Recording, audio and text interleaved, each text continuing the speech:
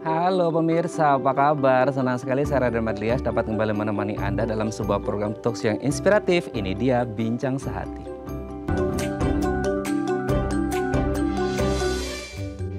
Ya pemirsa, setiap dari kita pasti ingin sehat, fisik dan juga mental, termasuk para pekerja. Namun mungkin ya, karena beban kerja yang berat, akhirnya banyak yang mengalami gangguan mental. Salah satunya adalah bipolar. Inilah topik yang akan kita bahas hari ini, yaitu gangguan bipolar pada pekerja. Namun sebelumnya, kita akan membahas terlebih dahulu pola makan sehat untuk pekerja. Kita lihat yang pertama pemirsa. Sarapan. Nah, ini dia sarapan. Banyak yang bilang, aku nggak sempet sarapan soalnya bangun udah jam 4 pagi. Terus ngejar kereta gitu ya. Apalagi yang nafsu makannya kurang nih kalau pagi. Akhirnya banyak excuses yang akhirnya skipping the breakfast. Akhirnya ya udah deh nanti aja lunch aja, makan siang aja. Nah pertanyaannya, ada manfaat apa sih sarapan untuk para pekerja? Nanti akan kita bahas ya. Oke, kita lanjut poin yang kedua. Makan siang yang teratur dan bawa bekal sendiri. Beban kerja nih dari pagi sampai kantor udah kerja. Duduk. Akhirnya lupa, udah jam 12. Lanjut lagi karena deadline jam 1, jam 2, jam 3. Waduh, udah kelewatan waktu makan siangnya. Kalau bisa teratur dan kalau bisa bawa bekal sendiri ya supaya lebih sehat. Oke, kita lanjut poin yang selanjutnya. Asupan air putih, ini penting banget. Banyak yang akhirnya berpikir, apa sih memangnya manfaat air putih gitu ya? Kayaknya ya air putih biasa aja gitu. Tapi ternyata kabarnya ada hubungan erat antara air putih gitu ya dengan fokus atau konsentrasi para pekerja untuk menyelesaikan pekerjaannya. Wih, dari yang simple air putih ternyata bisa berpengaruh pada kualitas kerja kita. Jadi jangan lupa untuk minum air putih ya. Oke, kita lanjut yang selanjutnya. Ini yang sering jadi jajanan. Nah, minuman manis, boba-bobaan, kopi-kopian. Kayaknya enak gitu ya mengonsumsi minuman yang manis-manis. Nah, pertanyaannya apa sih dampaknya gitu ya? Kalau kita keseringan mengonsumsi minuman-minuman yang manis. Kalau kita ngomong minuman manis kayaknya aduh kalau minuman manis itu kayaknya penyakit ya gitu, diabetes gitu. Nah, ternyata ada nggak sih hubungannya atau sebatas diabetes aja atau sebenarnya wah, pengaruhnya banyak banget nih, terutama untuk para pekerja yang mungkin agak kurang gerak gitu ya, minum minuman manis yang bisa berdampak pada kesehatan mereka. Nanti akan kita bahas juga ya. Oke, kita lihat poin yang terakhir adalah makan malam. Ini sering banget ya gini. Biasanya kan orang-orang kalau misal nih kita di Jakarta ya pulang jam 5 sore. Udah gitu kena macet apa segala macam. Sampai rumah jam 8, jam 9 malam. Lapar sih, tapi akhirnya nggak mau makan malam. Karena apa? Takut gemuk. Aku mau diet, aku nggak mau gemuk dan lain sebagainya. Akhirnya melewatkan makan malam. Udah pagi ngelewatin sarapan, malam ngelewatin makan malam gara-gara takut gemuk. Nah, itu dia tadi apa dampaknya kalau kita melewatkan makan malam gitu ya. Oke, itu tadi pola makan sehat bagi para pekerja. Dan kami akan membahasnya sesaat lagi. Tetap bersama kami di Bincang Sehati.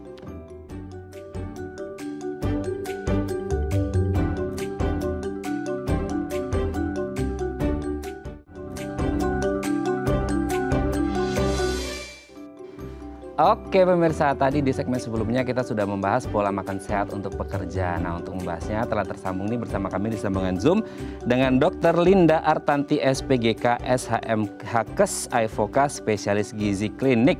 Selamat pagi Dr. Linda, apa kabar? Selamat pagi Pak Raden, kabarnya baik Pak. Baik ya dok. Pak? Alhamdulillah baik juga, terima kasih Dr. Linda.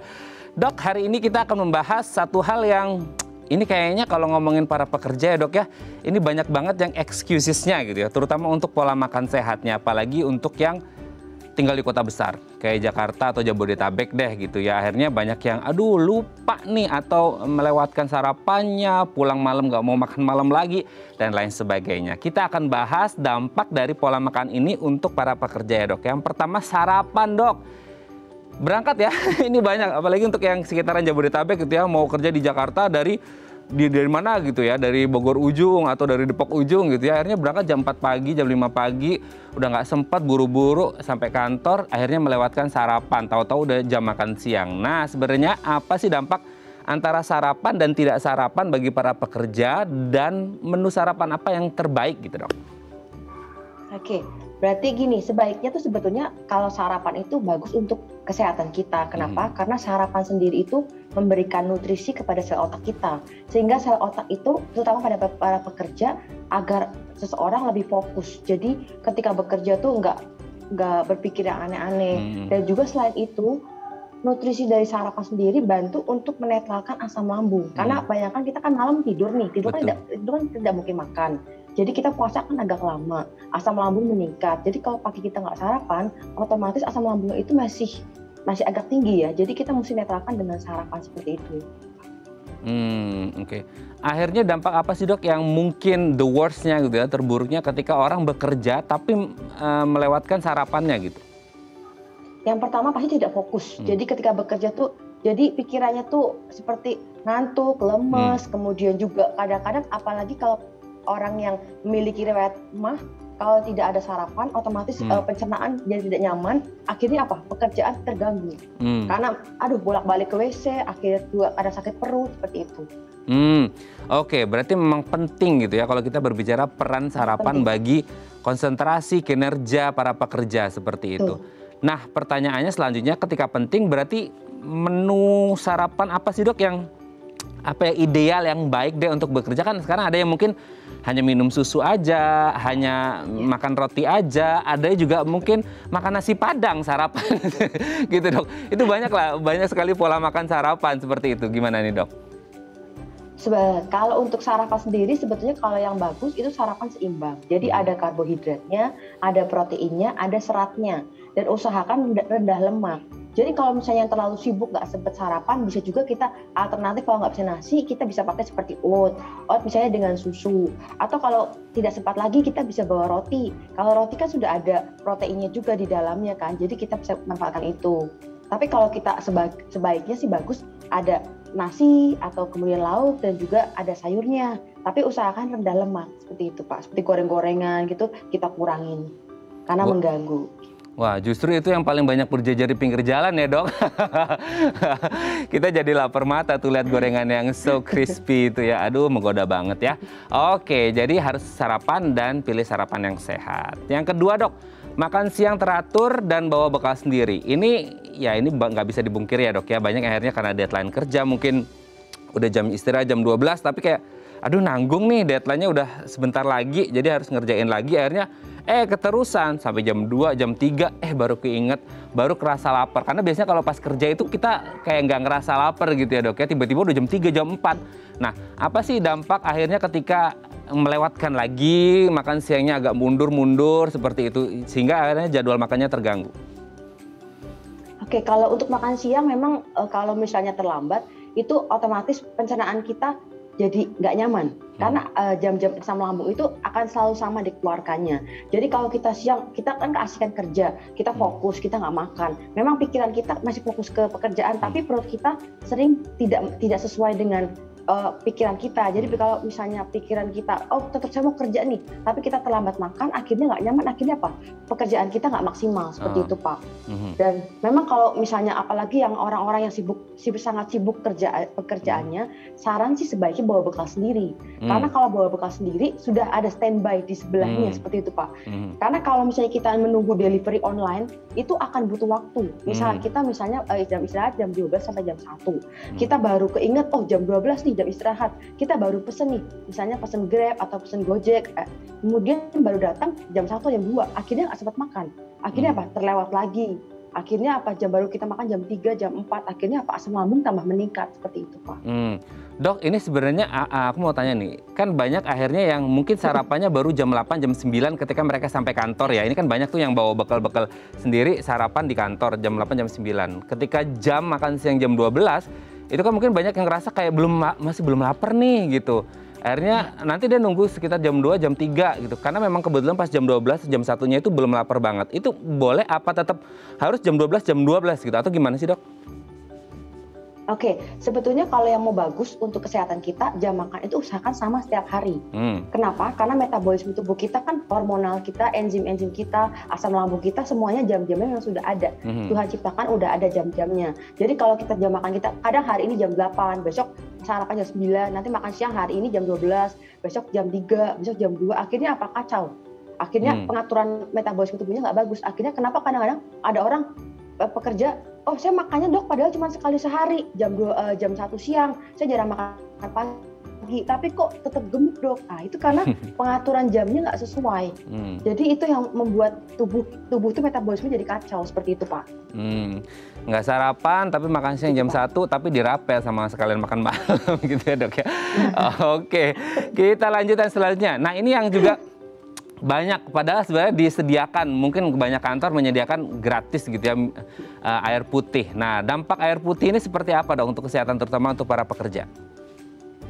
Nah, kalau air putih ini sangat penting. Jadi nggak hanya orang pekerja, semua orang sebetulnya perlu. Cuman kalau pekerja itu kebetulan kan, apalagi pekerja-pekerja yang bekerja di ruangan ber-AC atau yang langsung di bawah terik matahari, itu resiko tinggi untuk mengalami dehidrasi.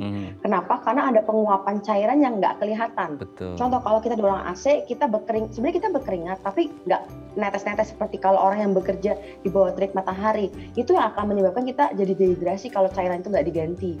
Makanya kalau perusahaan udah memberikan air putih, sebetulnya saran sih tetap dikonsumsi air putih itu rutin. Tetapi kadang-kadang ada orang yang nggak nyaman, dok kalau misalnya kita minum nanti sebentar lagi kita ke WC, nanti habis itu minum lagi ke WC lagi. Kadang-kadang itu yang membuat orang jadi nggak mau minum air putih seperti itu. Padahal sangat penting. Nah itu dok, itu mungkin pengalamanku juga ya pribadi gitu. Kebetulan kan kerjanya di tempat ber-AC juga. Nah itu kalau minum gitu ya, aduh itu setengah jam sekali bahkan berapa menit sekali itu bisa pipis gitu. Tapi thanks God-nya adalah pipisnya bening ya, maksudnya sehat. Nah itu tuh sebenarnya normal nggak sih dok? Meskipun dari sisi kenyamanannya agak kurang nyaman karena bolak-balik. Tapi itu aman dok? Maksudnya dari sisi pencernaan kita aman atau gimana tuh? Sebetulnya gini, kalau kita minum air putih, kalau kita minum banyak, otomatis akan keluar banyak. Tapi kalau misalnya kita minumnya sedikit, keluarnya banyak, itu problem. Kalau kita minumnya banyak, keluarnya sedikit, itu juga problem. Jadi kalau kita minumnya banyak, otomatis keluarnya akan banyak. Makanya kalau ada orang sekarang minum, nanti sekitar setengah jam atau 1 jam, itu pingin ke kamar mandi, pingin kencing, itu normal sebetulnya. Oke, normal ya, yang penting sehat ya, minum yang banyak gitu ya. Udah disediain gratis juga sama kantor ya. Oke, selanjutnya adalah ini juga penting nih dok. Banyak teman-teman kita yang akhirnya karena ya untuk happy-happy, untuk fun, untuk katanya untuk mood boosternya juga kerja beli minuman-minuman yang manis. Nah gimana nih dengan minuman manis dok? Oke, kalau minuman manis sesekali boleh, tapi sebetulnya nggak setiap hari. Kenapa? Karena minuman manis itu kan mengandung yang namanya gula. Nah, gula itu di dalam tubuh kita kan sebetulnya dibatasin. Lebih disarankan itu karbohidrat yang kompleks. Kalau gula itu kan karbohidrat sederhana. Kalau karbohidrat sederhana itu akan ke depannya, jangka panjang kalau bertumbuh akan menyebabkan diabetes, kemudian juga obesitas. Nah, kalau obesitas ini adalah salah satu penyebab utama dari berbagai penyakit sebetulnya. Jadi kalau bisa sih kalau misalnya minuman manis boleh, tapi misalnya nih lagi pingin minum boba, misalnya nih Pak Raden, sekantor kan ada orang 5 misalnya, nah beli bobanya misalnya cuma 2 dibagi 5 gitu. Jadi kan maksudnya sisanya air putih, karena itu apa? Karena lebih aman, lebih safe untuk kesehatan. Bayangin kalau satu orang minum 1,5, minum 2, itu yang ada nanti kedepannya bisa obes, kemudian jangka panjangnya diabetes, hipertensi dan teman-temannya. Sehat dan hemat ya dok ya. Ingat berlima belinya 2 aja dibagi. Selebihnya minum air putih. Jangan dicampur air putih ya. Nanti bobanya. Jadi Oke, ini tips yang sangat menarik nih ya. Jadi selain sehat hemat kesetiakawanannya juga terjaga di situ silaturahminya ya. Oke dok, yang selanjutnya adalah makan malam. Banyak akhirnya para pekerja ini pulangnya bisa jam 8, jam 9 malam. Udah capek akhirnya kayak, aduh makan malam atau enggak ya gitu. Nah sebenarnya makan malam ini gimana dok? Ada yang bilang kalau makan malam, aduh nanti takut gemuk dan lain sebagainya. Gimana nih dok? Oke, kalau makan malam sebetulnya penting nggak? Penting.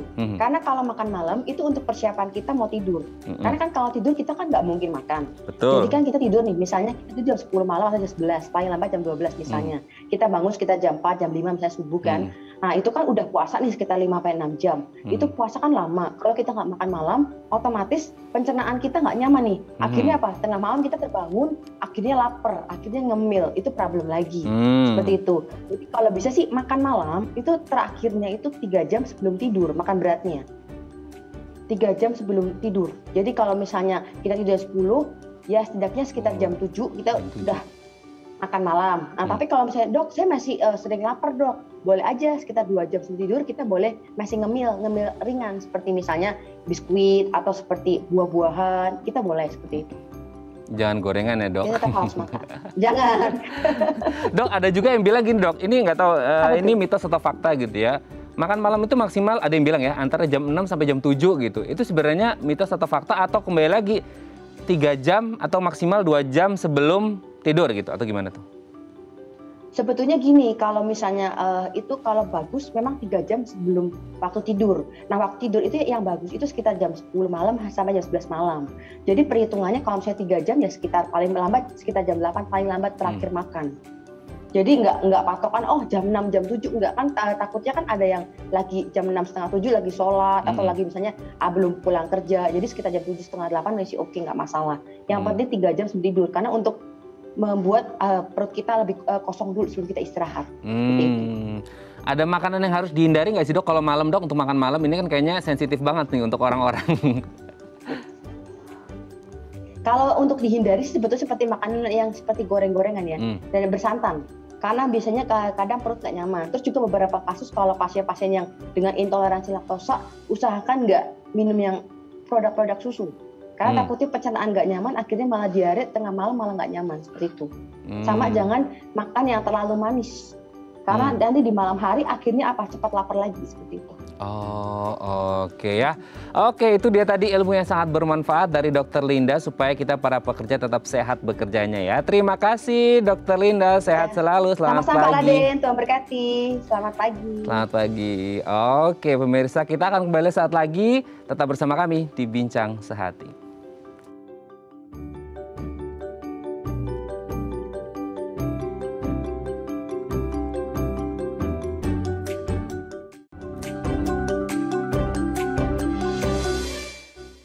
Baik, ada masih bersama kami di Bincang Sehati. Kita masih membahas tema kita hari ini, gangguan bipolar bagi para pekerja. Bagi Anda yang memiliki pertanyaan, boleh loh nelfon kami di 021 290 3244 atau DM Instagram kami di @daifamily. Nah, untuk membahasnya ini telah tersambung bersama kami di sambungan Zoom dengan Dr. Eliati D. Rosadi, SPKJK, spesialis kedokteran jiwa konsultan dari Rumah Sakit Jakarta.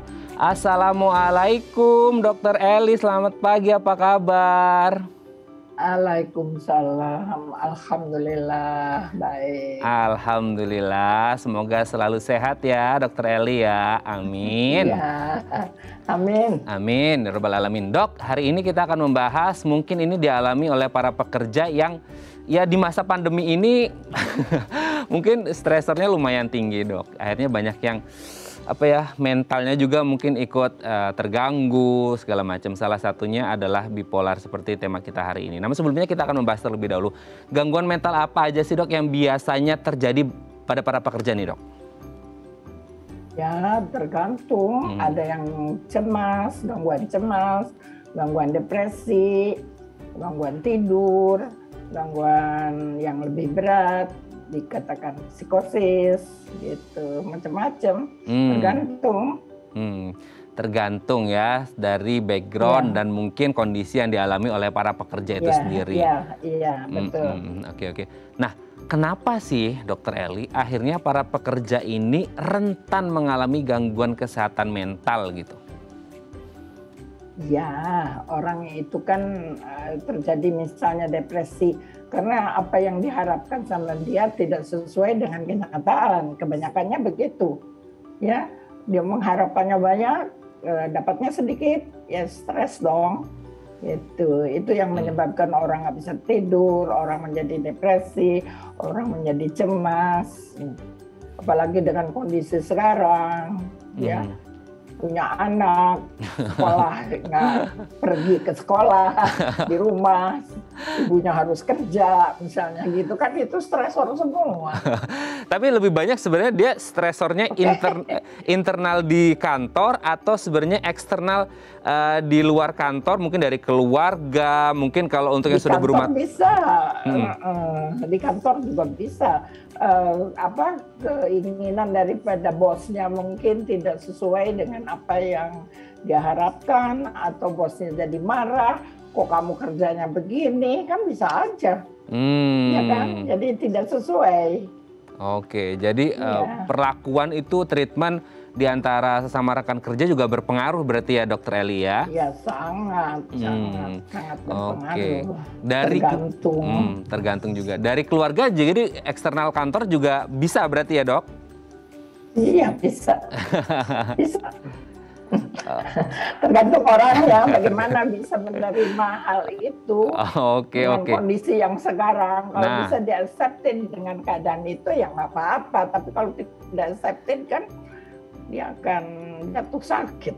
Betul. Nah ini Dok, nah ini kan selain faktor internal kantor, eksternal kantor yang mungkin karena keluarga, finansial dan lain sebagainya. Ditambah lagi Dok, 2 tahun ini pandemi Dok. Waduh, ini sedikit banyak ya. Mungkin pengalaman Dokter Eli, pasiennya lebih banyak nggak Dok di masa pandemi ini Dok? Kebetulan saya itu ya karena tergantung pada anak, jadi saya ini disuruh tidak boleh keluar. Jadi pasien itu melalui telepon aja, nggak sampai ini. Nanti kalau udah reda mungkin minggu depan aku udah mulai praktek lagi. Tapi masalahnya pada waktu sekarang ini kalau kita punya anak harus ngurus anak yang biasa dia diserahkan kepada ART aja, sedangkan ibunya misalnya kerja, sekarang dia menghadapi anak itu dengan banyak masalah anak itu kan? Pelajaran sekolahnya melalui PHP. Kan itu barang baru semua bagi orang yang nggak biasa kan. Oke, dipikirnya mungkin enak kali ya Dok ya, WFH, work from home, ternyata bebannya lebih berat juga ya. Lebih berat kalau orang ibunya nggak biasa dengan pegang HP dengan itu, aku aja nggak tahu gimana nih caranya gitu kan. Gitu. Jadi harus memang stresornya lebih besar. Iya. Jadi sekarang semuanya jadi merangkap ya Dok ya. Jadi Menteri Keuangan, Menteri Kesehatan, Menteri Pendidikan, semua di rumah ya Dok ya. Oke. Oke Dok, tema kita hari ini gangguan kesehatan mental yang akan dibahas adalah bipolar. Nah sebenarnya bipolar ini apa dan apa yang menyebabkan seseorang mengalami bipolar sih Dok? Gangguan jiwa itu ya termasuk bipolar itu semuanya itu ada sebabnya. Sebabnya bisa dari orang itu sendiri. Jadi merupakan pembawaan ya orang itu. Dia mau gangguan apapun ada dengan stresor yang sedikit aja bisa timbul gitu. Jadi gangguan bipolar itu adalah gangguan di mana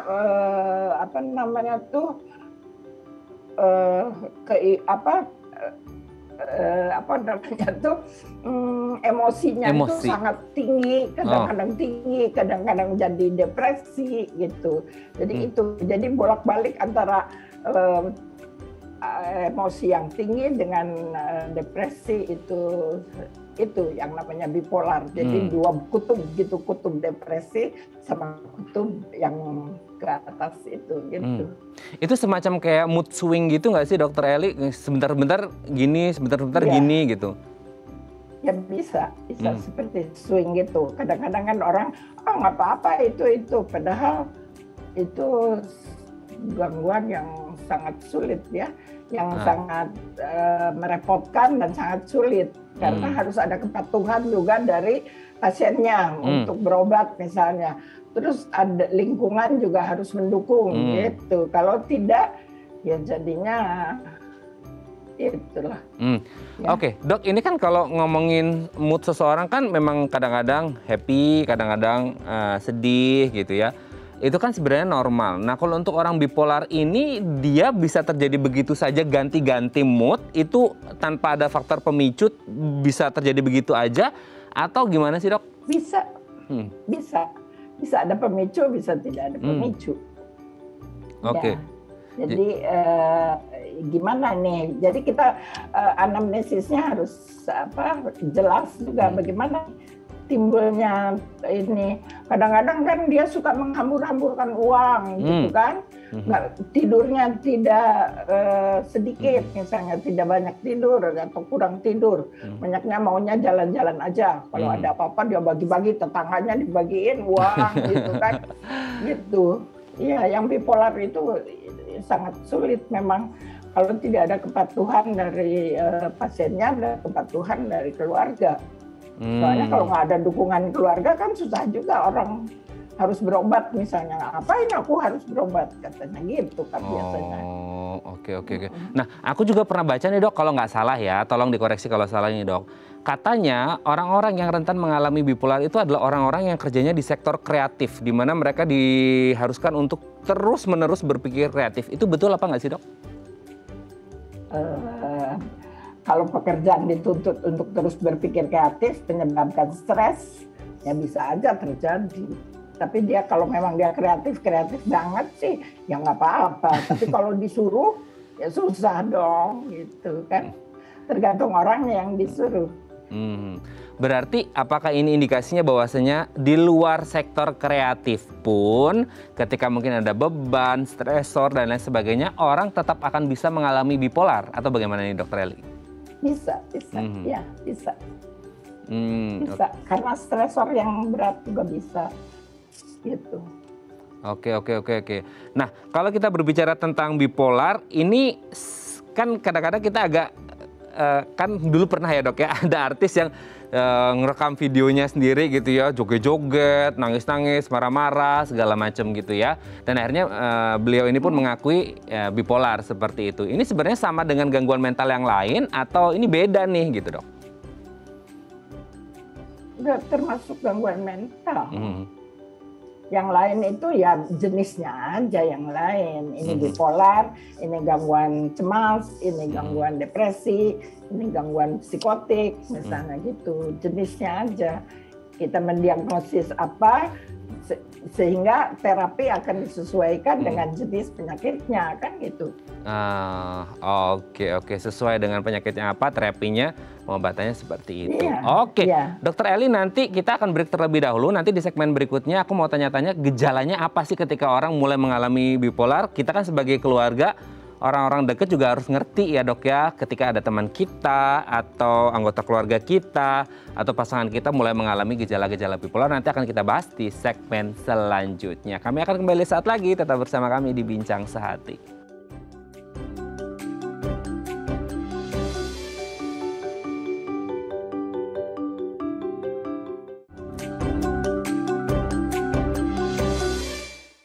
Baik, Anda masih bersama kami di Bincang Sehati. Kita masih membahas tema kita hari ini, gangguan bipolar pada pekerja. Anda mau telepon, konsultasi boleh di 021 290 32644 atau DM Instagram kami di @daefamily. Kita kembali lagi ke Dokter Eli. Dok, tadi di segmen sebelumnya aku sempat mau tanya.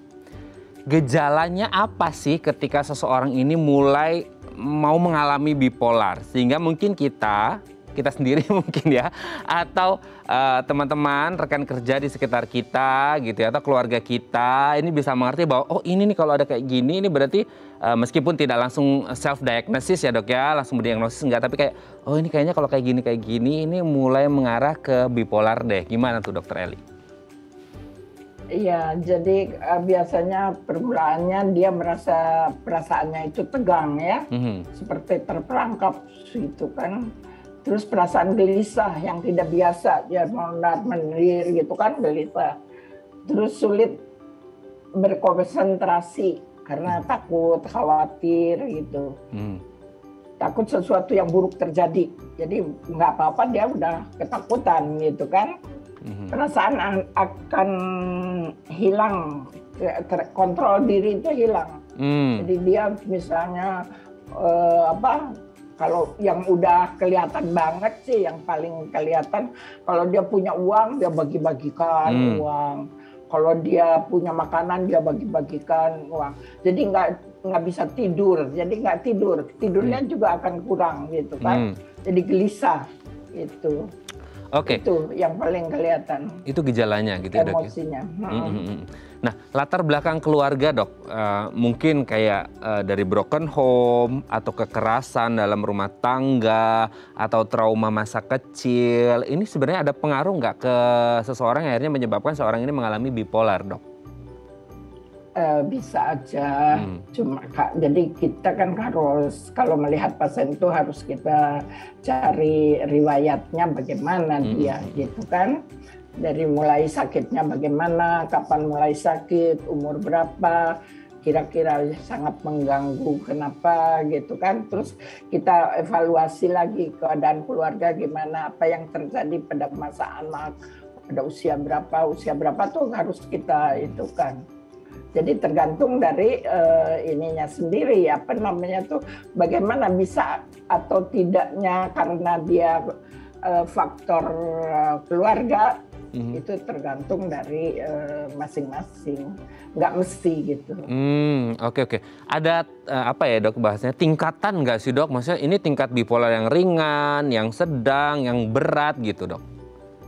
Jadi kalau yang ringan biasanya gejalanya hanya tegang gitu kan, terus gelisah itu. Terus kalau yang sedang dia akan sulit konsentrasi, khawatir gitu. Kalau yang berat misalnya takut sesuatu yang buruk akan terjadi, jadi dia gelisah, nggak bisa tidur. Kalau yang berat sekali disertai dengan misalnya kegelisahan yang sangat ini, jadi nggak bisa diatur gitu. Dia akan marah kalau orang tuanya atau orang tuanya yang dekat itu nggak boleh atau ngatur dia, itu dia akan marah gitu. Oke, Dok, ini kan kalau sampai yang berat kan gelisah, nggak tenang bawaannya gitu ya. Nah kan kalau gelisah, nggak tenang bawaannya, kalau malam kan pasti susah tidur juga ya, Dok ya. Nah otomatis kan pasti dia akan mengalami insomnia juga. Nah kalau udah ngomongin insomnia kan pasti udah merembet lagi nih. Ada nggak sih maksudnya komplikasi dari yang sekadar bipolar akhirnya malah bisa merembet kemana-mana gitu, Dok? Oh bisa. Kalau misalnya nggak ada yang ini, ya, misalnya dia punya uang, bagi-bagi uang, sehingga orang tuanya, aduh repot banget kan.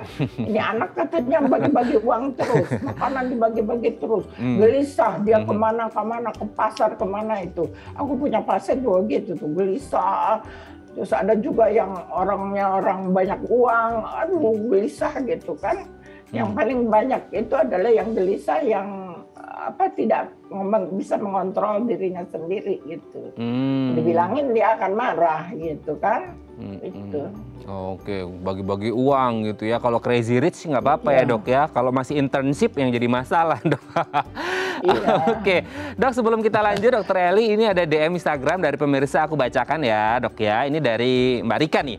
Dok, belakangan ini saya sering mengalami perasaan senang tapi terasa sedih dalam diri secara bersama. Oh, ini senang sama sedihnya barengan nih, Dok. Bahkan sempat beberapa emosi yang bercampur di waktu bersama selama berhari-hari disertai insomnia. Baru aja kita bahas nih insomnia. Jadi senang sedih bareng, terus emosinya bercampur-campur selama beberapa hari, akhirnya mungkin gelisah dan akhirnya insomnia. Ini normal apa enggak ya, Dokter Eli? Gimana nih untuk Mbak Rika, Dok?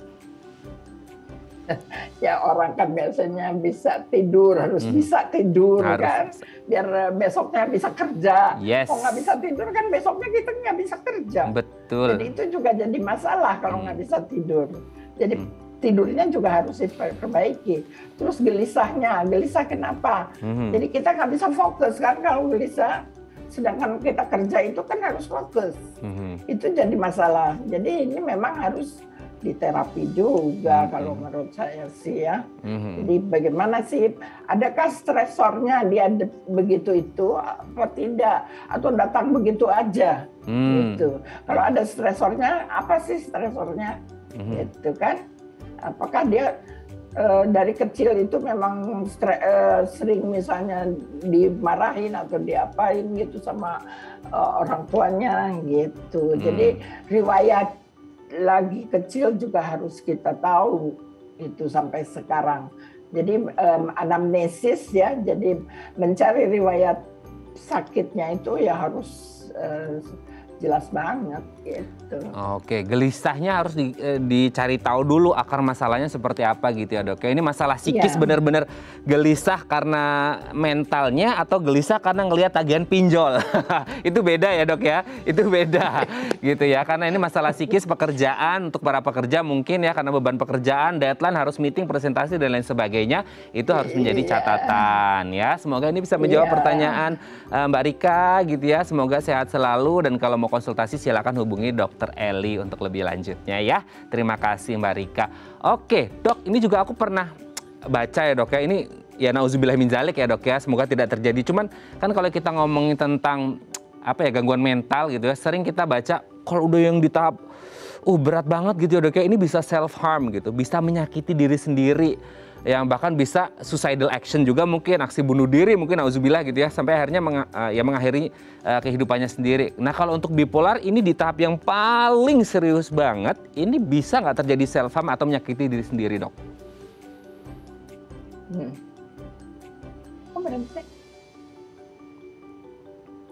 Halo Dokter Eli, bisa dengar suaraku dok? Iya, hilang tuh suaranya. Oke, sekarang sudah bisa dengar dok?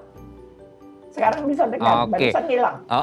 Oke ya, ini lagi melipir kemana tadi mungkin sinyalnya dok ya. Oke, aku ulangi ya dok ya.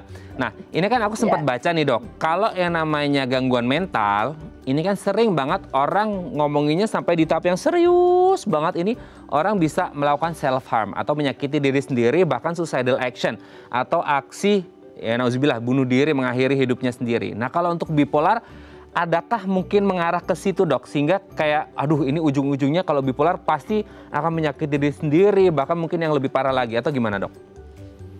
Ya bisa aja, kalau tidak ditangani dengan baik ya bisa. Iya nih, kan kalau nggak kita terapi dengan baik misalnya, ya bisa aja. Kalau misalnya pikirnya terus bahwa dia yang kurang, dia yang ini, dia yang salah, dia yang nggak bisa apa-apa, kenapa dia begitu gitu kan, lama-lama kan dia jadi stresnya terlalu besar, ya bisa aja dia akan mencoba bunuh diri gitu. Bisa. Aduh, nauzubillah min dzalik ya dok ya, semoga tidak terjadi ya. Oke, nah ini kan sangat mengerikan sekali ya dok ya, hingga ujung-ujungnya bisa sampai bunuh diri seperti itu. Nah gimana sih dok caranya, mungkin kalau udah mulai merasa kayak tadi gejala-gejala yang disebutkan oleh dokter, ini diagnosisnya ketika harus ketemu psikolog atau psikiater, ini apa yang didiagnosis biasanya dok, untuk mengetahui bahwa orang ini benar mengalami bipolar? Ya gejala-gejalanya dong, ya gejalanya kita lihat. Bagaimana gejala? Gejala bipolar kan itu tadi, emosinya tinggi, misalnya terus merasa kadang-kadang nurun, terus kemudian dia gelisah, nggak tidur, bagi-bagi apa gitu kan.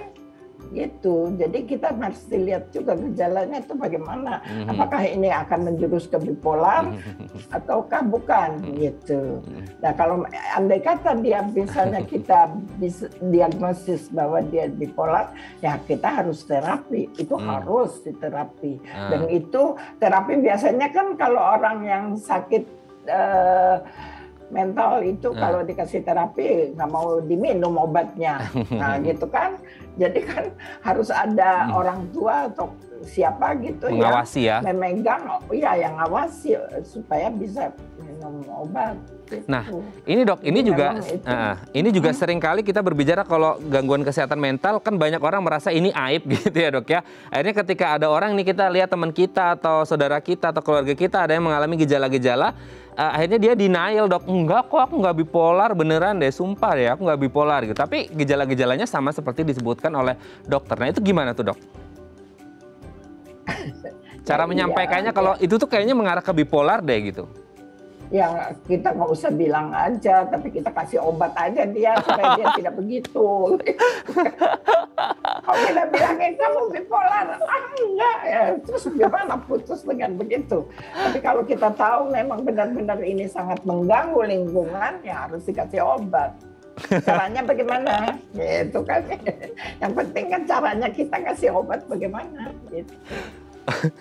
Oke, berarti nggak apa-apa ya dok ya, tapi tetap harus konsultasi juga ya, maksudnya orang yang ngasih obat ini harus konsultasi ke psikiater ya dok ya. Kalau dia sudah mempunyai insight bahwa dia sakit, dia dengan sendirinya akan datang. Tapi kalau orang itu tidak ada insight bahwa dia sakit, ya harus dibawa oleh ini. Oke. Keluarga. Oke. Iya. Oke. Bukan hanya bipolar aja loh ya. Iya. Oke, Dok. Nah, pertanyaannya kemudian ketika sudah mulai terapi, konsultasi, minum obat dan lain sebagainya, ini kan kalau ngomongin gangguan mental kan beda dengan fisik ya, Dok. Fisik katakanlah luka gitu ya, dikasih obat merah, sembuh, hilang lukanya, nah udah itu indikatornya sudah sembuh. Ya. Nah, kalau gangguan mental, ini terutama bipolar, ini bisa sembuh 100% atau enggak sih, Dok?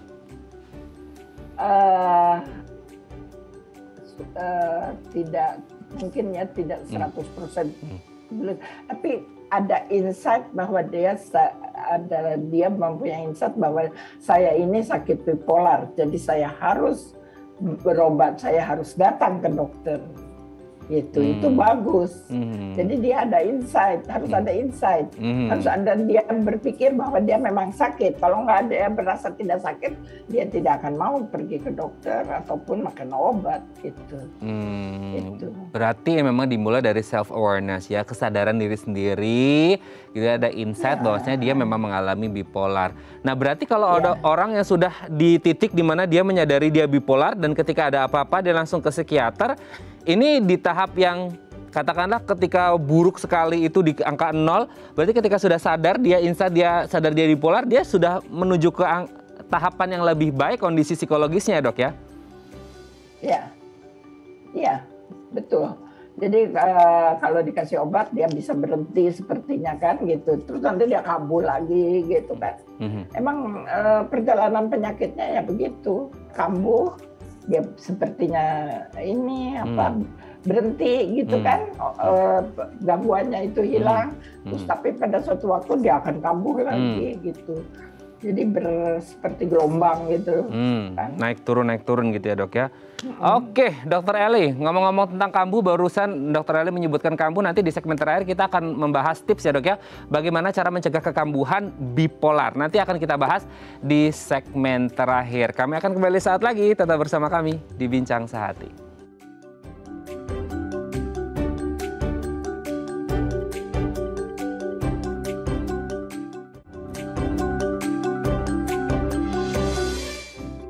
Oke, seru banget ini obrolan kita bareng sama Dokter Eli seputar gangguan bipolar pada pekerja. Nah, tadi kan di segmen sebelumnya Dokter Eli sempat mention gitu ya bahwa kayak gelombang, naik turun. Kadang-kadang bisa oke, kadang-kadang bisa kambuh. Nah, di segmen terakhir ini kita akan membahas gimana sih tips untuk mencegah kekambuhan pada bipolar, terutama untuk para pekerja ya, yang di kantornya, waduh, stresornya banyak, deadline kerjanya banyak, harus presentasi, harus meeting, ini, itu, segala macam. Yang pertama mungkin kita bahas dari cara mengelola stres ya, Dok ya. Seberapa penting mengelola stres bagi para pekerja di kantor yang dimana mungkin tingkat stresnya setiap hari pasti akan ada terus, Dok. Beban kerja itu kan pasti bikin stres. Gimana sih, Dok, cara mengelola stres yang baik, Dok? Ya harus accepted dong. Oke, penerimaan ya, Dok ya? Iya, accepted. Dengan whatever keadaan, ya kita harus accepted. Kalau nggak accepted, kita akan menimbulkan konflik kan pada diri sendiri. Itu karena banyaknya itu orang-orang yang sakit itu karena ya tidak bisa menerima itu, tidak bisa menerima keadaan. Itu yang sulit. Oke, nah pertanyaannya yang sulit kan menerima. Nah, gimana caranya? Nah, jadi pertanyaan berikutnya itu gimana caranya menerimanya, itu juga yang menjadi sulit juga, Dok. Ya harus belajar. Ini ya, jadi tips mencegah kekambuhan gangguan bipolar dulu ini dulu ya. Jadi berhenti mengkonsumsi minuman yang beralkohol. Satu. Dua, menjalani terapi atau minum obat sesuai resep dokter. Tidak menyalahgunakan nafsa. Nah, jadi jangan lari ke nafsa. Mengelola stres dengan baik. Itu tadi accepted ya. Membangun hubungan baik dengan keluarga dan lingkungan sekitarnya. Apalagi, Dok? Belajar sabar dan fokus kepada hal-hal yang positif. Mencukupi waktu tidur dan istirahat. Mengkonsumsi makanan bergizi lengkap dan seimbang. Apalagi, Dok? Oke, satu terakhir adalah berolahraga secara teratur. Nah, itu berolahraga secara teratur. Ternyata antidepresan yang paling aktif dan paling bagus tuh berolahraga ya dok ya, untuk mengurangi depresi dan stres di kantor, itu bagus ya dok? Ya bagus, bagus, pokoknya harus ada olahraga lah, jangan ngelamun.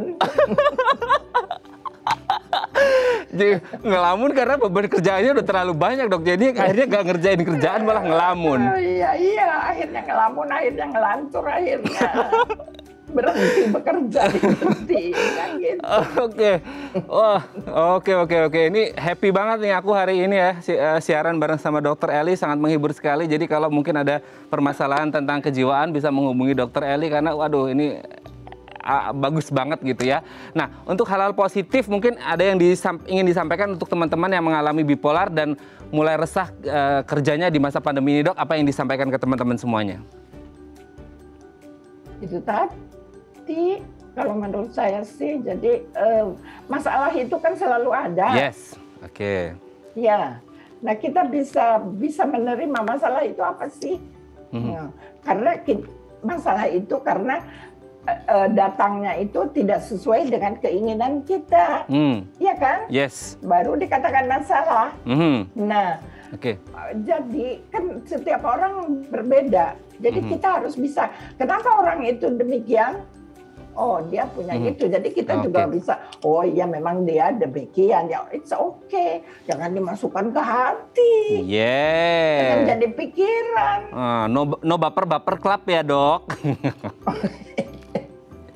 Oke. Ya udahlah ya. Let bygone be bygone. Yang berlalu ya berlalu. Terima kasih Dr. Eliati De Rosadi SPKJK, dokter spesialis kedokteran jiwa konsultan dari Rumah Sakit Jakarta. Sehat selalu ya dok ya. Ini bahagia banget kita hari ini, pemirsa juga pasti bahagia. Sehat selalu untuk dokter dan teman-teman di rumah sakit. Selamat pagi. Assalamualaikum Dr. Eli. Waalaikumsalam warahmatullahi wabarakatuh. Oke pemirsa, semoga bermanfaat obrolan kita hari ini dan semangat terus dan sehat selalu untuk kita. Saya Raden Madlias pamit, sampai jumpa dan selamat beraktivitas.